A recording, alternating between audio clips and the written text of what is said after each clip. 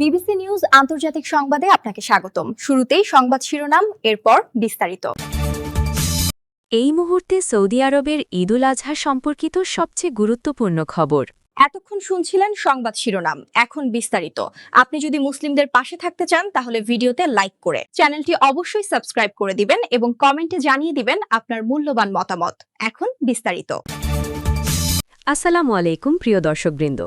এই মুহূর্তে সৌদি আরবের ঈদুল আজহা সম্পর্কিত সবচেয়ে গুরুত্বপূর্ণ খবর। গত 18 মার্চ বুধবার সৌদি আরবের সর্বোচ্চ আদালতের নির্দেশে সংযুক্ত আরব আমিরাতের ঈদুল আজহা কমিটি আজ সন্ধ্যায় ঈদুল আজহা অনুষ্ঠানের জন্য বৈঠকে বসেছিল। তবে এই মুহূর্তে প্রাপ্ত খবর অনুযায়ী সৌদি আরবে আজ ঈদুল আজহা অনুষ্ঠান অনুষ্ঠিত হবে না, বরং আগামী বছর 19 মার্চ ঈদুল আজহা উপলক্ষে পবিত্র ঈদুল ফিতর অনুষ্ঠিত হয়। এখন 30তম দিনটি পূর্ণ হবে। 19 মার্চ ঈদুল আজহার প্রাক্কালে পবিত্র শাওয়াল মাস শুরু হবে এবং তার পরের দিন শুক্রবার 20 মে সৌদি আরবে পবিত্র ঈদুল ফিতর অনুষ্ঠিত হবে। এর সাথে আরও একটি সুসংবাদ, এখন বাংলাদেশ ও সৌদি আরবে একই সাথে শ্রাবণ মাস উদযাপিত হতে পারে।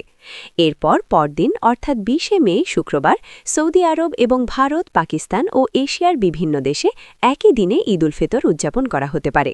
তবে এ সম্পূর্ণরূপে ঈদুল ফিতরের আয়োজনের উপর নির্ভর করবে। পরবর্তী ভিডিওতে দেখা হবে। আল্লাহ হাফেজ।